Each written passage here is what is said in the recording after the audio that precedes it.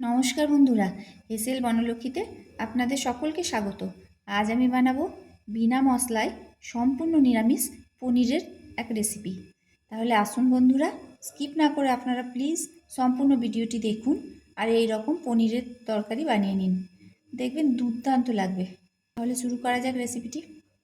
পনিরের তরকারি বানানোর জন্য এখানে আমি 2 কেজি দুধের ছানা ফাটিয়ে পনির বানিয়ে নিয়েছি আর এরকম মোটা মোটা পিস করে কেটে নিয়েছি।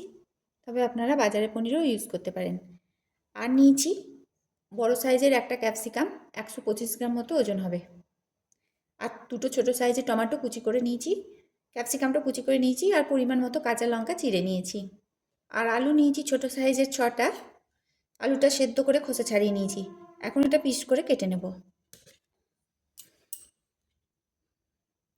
একটা আলুকে 4 টুকরো করে কেটে নেব। আর এই পনিরের তরকারি করতে বিশেষ কিছু মশলা লাগে না, খুব সামান্য উপকরণে এই তরকারি হয়ে যায়, কিন্তু টেস্ট হয় দুর্দান্ত। আপনারা এইভাবে একবার তরকারি বানিয়ে খেয়ে দেখবেন। সম্পূর্ণ নিরামিষভাবে তরকারি আমি বানাবো। আলুগুলো সব কেটে নিলাম, এবার রান্নাটা শুরু করছি। আর বাকি যে যে উপকরণগুলো লাগবে সেগুলো আমি রান্নার সময় এক এক করে বলে দেবো। প্রথমে গ্যাসে কড়াই চাপিয়ে কড়াইয়ে নিচ্ছি সাদা তেল। রান্নাটা সাদা তেলেই করতে হবে। তেলটা গরম হলে এর মধ্যে কেটে রাখা পনিরগুলো দিয়ে দিচ্ছি। পনিরগুলো খুব বেশি ভাজবো না, হালকা করে ভেজে নেব। পনিরটা যেহেতু টাটকা, আজকেই বানিয়েছি, বাড়িতে বানানো, একবারে নরম, তাই ভেজে নেওয়ার পর আমি এটা গরম জলে দেবো না।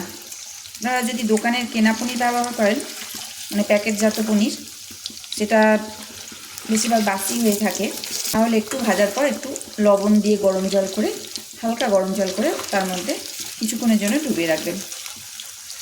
পনিরটা হালকা করে ভেজে নিলাম, এর থেকে আর বেশি ভাজবো না।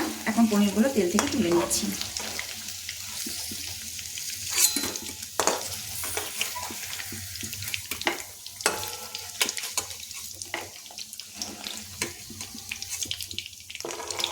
ওই তেলে সেদ্ধ করে রাখা আলুগুলো ভেজে নিচ্ছি। আলুটা 2 মিনিট ভেজে নিলাম। এখন এর মধ্যে দিচ্ছি কেটে রাখা ক্যাপসিকাম। ক্যাপসিকামের সঙ্গে আলুটা এখন ভেজে নেব। এই রেসিপি করা যেমন সহজ, সেই রকম সুস্বাদু।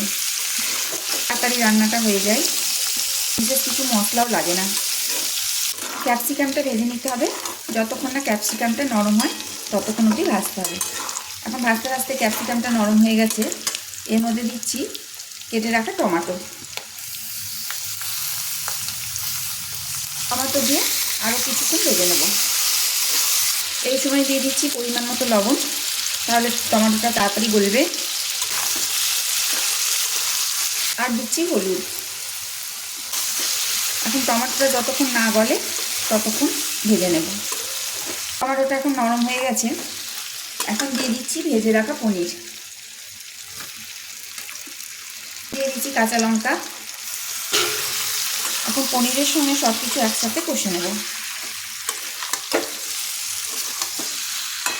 আর কষতে কষতে স্বাদের ব্যালেন্সের জন্য একটু চিনি দিয়ে দিচ্ছি। যেহেতু এটা নিরামিষ রান্না, একটু চিনি দিতেই হবে, না দিলে টেস্টটা ঠিক আসবে না। তা আপনারা যদি চিনি পছন্দ না করেন, নাও দিতে পারেন। এখন আরও কিছুক্ষণ কষিয়ে নেব। আরও 1 মিনিট কষিয়ে নিলাম। এখন এর মধ্যে দিচ্ছি টমেটো সস। 2 চামচ মতো টমেটো সস দিয়ে দিলাম। দিচ্ছি 1 চামচ চিলি সস। আর দিচ্ছি 1 চামচ মতো সোয়া সস। এখন সমস্ত সসের সাথে একসাথে ভালোভাবে মিশিয়ে নিতে হবে। এই রেসিপি রুটি, লুচি, পরোটা, যে কোনো জিনিসের সাথেই খেতে খুব ভালো লাগে। আপনারা অবশ্যই একদিন অন্তত এই রেসিপি বানিয়ে খেয়ে দেখুন, দুর্দান্ত স্বাদের হয়। নিরামিষ দিনে এরকম রান্না করে দেখুন। ছোট থেকে বড় অবধি সবাই দেখবেন আঙুল চেটে খাবে।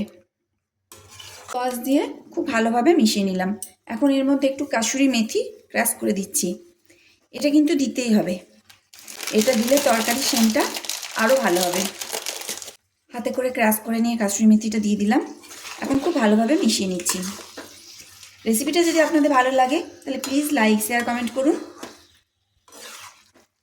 আর অন্তত একদিন অন্তত এই রেসিপি বানিয়ে দেখুন, খেতে কিন্তু দুর্দান্ত লাগে। আমার রেসিপিটা হয়ে গেল। এখন আমি গ্যাসটা বন্ধ করে দিলাম। ঢাকা দিয়ে 2 মিনিটের মতো স্ট্যান্ডিং টাইমে রেখে তারপর পরিবেশন করব। সমস্ত রেসিপি দেখার জন্য হেসেল বনলক্ষ্মীর তরফ থেকে অসংখ্য ধন্যবাদ।